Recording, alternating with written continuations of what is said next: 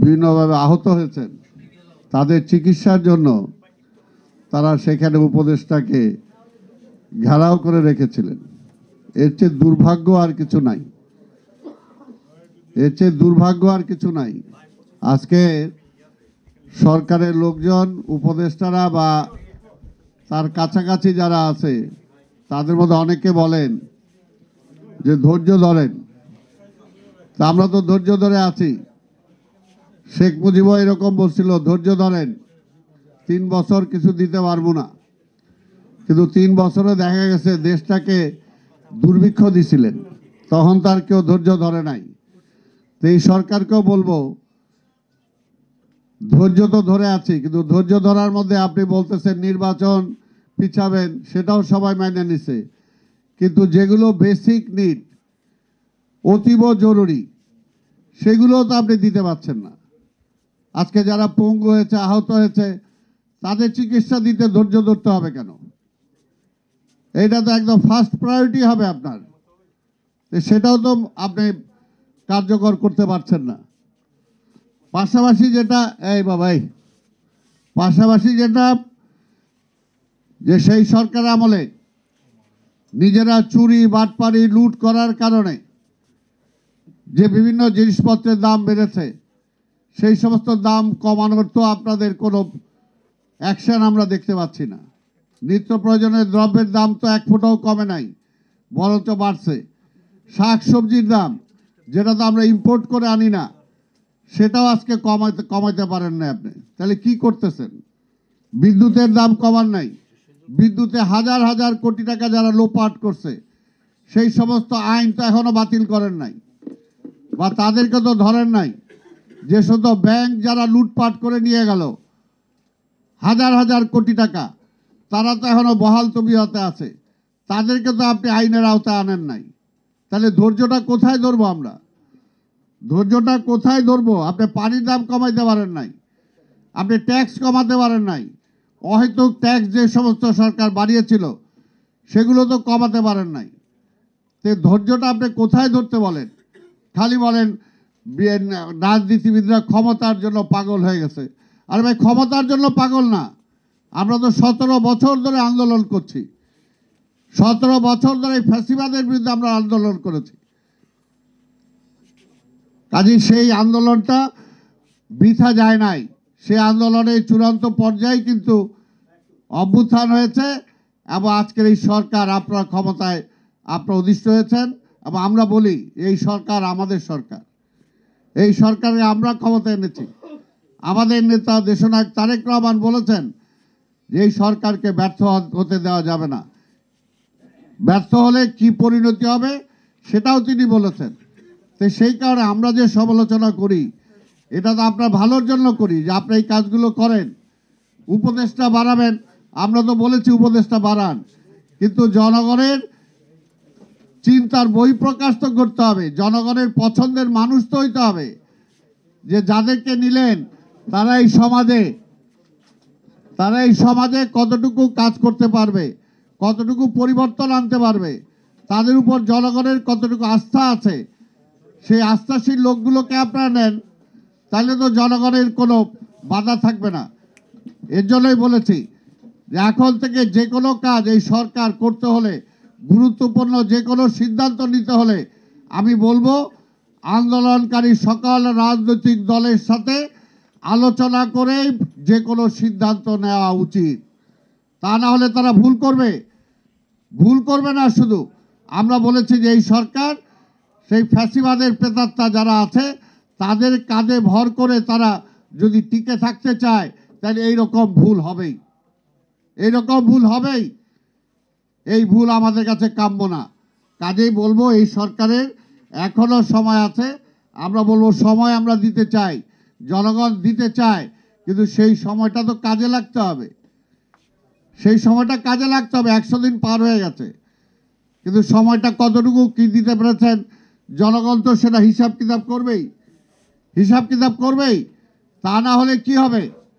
তা না হলে যেমনি আওয়ামী লীগ মুক্তিযুদ্ধ ও মুক্তিযোদ্ধাদেরকে নিয়ে ব্যবসা করেছে, কয়দিন পরে আপনাদেরকেও যাতে না বলে যে 5ই আগস্টের অভ্যুত্থানে যারা শহীদ হয়েছেন তাদেরকে নিয়েও আপনারা সেই কাজ করছেন।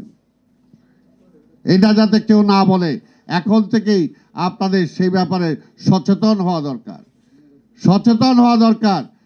কারণ পরিষ্কার কথা যেটা আমরা বলতে চাই, পরিষ্কার কথা বলতে চাই, যে যত কথাই বলেন, সেই স্বাধীনতার আগে থেকে ভোটের জন্যই লড়াই করছি আমরা, ভোটের জন্যই লড়াই করছি। পাকিস্তান আমার ভোটের অধিকার দেয় নাই, লড়াই করেছি। 7ই মার্চের বক্তৃতা শুনে দেখেন কি আছে সেখানে।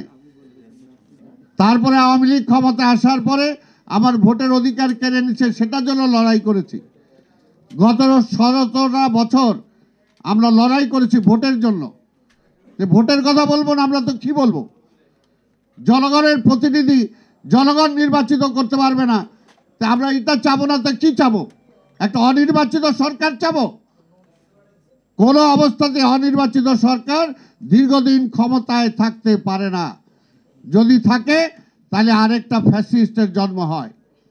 যেমনিভাবে এখন অনেকে উকিঝুঁকি, যাদের বক্তব্যে অনেকটা সেই রকম মনে হয়, সেই রকম মনে হয়। কাজে বক্তব্য দেওয়ার ব্যাপারে সবাইকে সচেতন থাকা দরকার। আমরা চাই ভোটের অধিকার মানুষ ফিরে পাক। সরকারে কারা থাকবে সেটা জনগণ ম্যান্ডেট দিবে, কারা সরকার, কারা রাষ্ট্র পরিচালনা করবে, এটা পরিষ্কার। এই ব্যাপারে কোনো আপোষ নাই, এই ব্যাপারে কোনো আপোষ নাই। কোনো ব্যক্তি, কোনো গোষ্ঠী দীর্ঘদিন ক্ষমতায় থাকতে পারবে না জনগণের ম্যান্ডেট ছাড়া। এই জন্য আমরা দেশ স্বাধীন করি নাই, এর জন্য 5ই আগস্টের অভ্যুত্থান হয় নাই। এই কথাটা মনে রাখতে হবে, এই কথাটা মনে রাখতে হবে। তাই আমি বক্তব্য দীর্ঘায়িত না করে আজকে শুধু এটাই বলবো, ক্ষমতার চেয়ারটা খুব মজার, ক্ষমতার চেয়ারটা খুব মজার, কিন্তু আবার খুব রিস্কও আছে, এটাও মনে রাখবেন।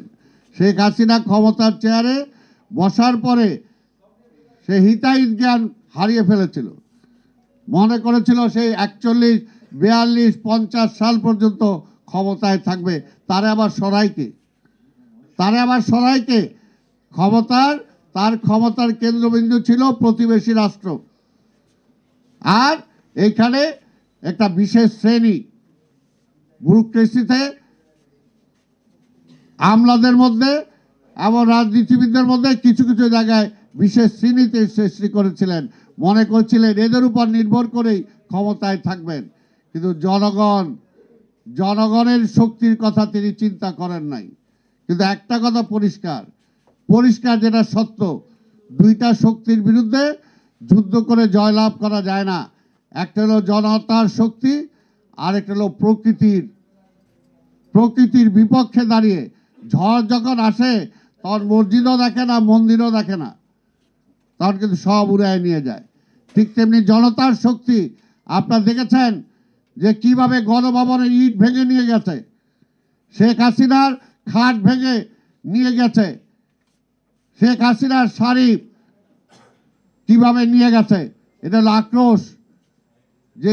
যে গণভবনে বসে জনগণের উপর অত্যাচার চালিয়েছেন, ওগুলো মনে করছে এটা একটা প্রতীক। এই যে ফ্যাসিস্ট, সেই ফ্যাসিস্টের অঙ্গহানি করে আমি নিয়ে গেলাম, সেটার উপর একটা থুতু মারলাম, সেটার উপর একটা ঢিল মারলাম, এটা হলো তার প্রতিবাদ। সেই কারণে এই দুইটা শক্তির বিরুদ্ধে কেউ কোনোদিন জয়লাভ করতে পারে নাই। এই সরকারকেও বলবো যে আমরা যুদ্ধ করে দেশ স্বাধীন করেছিলাম, এখনো যেমনি আজকে পঙ্গুদের নিয়ে এটা হচ্ছে, এখনো কিন্তু 71-এর মুক্তিযুদ্ধে যারা পঙ্গু হয়েছিলেন, এখনো আমরা দেখি অনেকে ভিক্ষার থালা নিয়ে বিভিন্ন জায়গায় ভিক্ষা করে বেড়ায়। একটা জাতির জন্য এটা কখনো মঙ্গল না, এটা কলঙ্ক। তাই আমি বক্তব্য দীর্ঘায়িত না করে আজকে বলবো, এই সরকারকে আমরা সময় দিয়েছি, আমরা দিতে চাই, কিন্তু ভবিষ্যতে যাতে এই সমস্ত আবল তাবল সিদ্ধান্ত না হয়। যে কোনো সিদ্ধান্তের ব্যাপারে আন্দোলনকারী প্রতিটা রাজনৈতিক দলের সাথে আলোচনা করেই যাতে রাষ্ট্র কিভাবে পরিচালনা হবে, সরকার কিভাবে পরিচালনা হবে, কোন সিদ্ধান্তটা আগে দরকার, কোন সিদ্ধান্তটা পরে দরকার, অবশ্যই যাতে রাজনৈতিক দলগুলোর সাথে আলোচনা করেই নেওয়া হয়। তাদের এককভাবে ইচ্ছা হলে একটা করে ফেললাম, এটার জন্য এই দেশের মানুষ রক্ত দেয় নাই, এটার জন্য শহীদরা শহীদ হয় নাই, এটার জন্য অসংখ্য ছাত্র জনতা পঙ্গু হয় নাই। এই বিষয়টা তাদেরকে মনে রাখতে হবে। এই কথা বলেই আপনাদের সবাইকে ধন্যবাদ জানিয়ে আমার বক্তব্য শেষ করছি।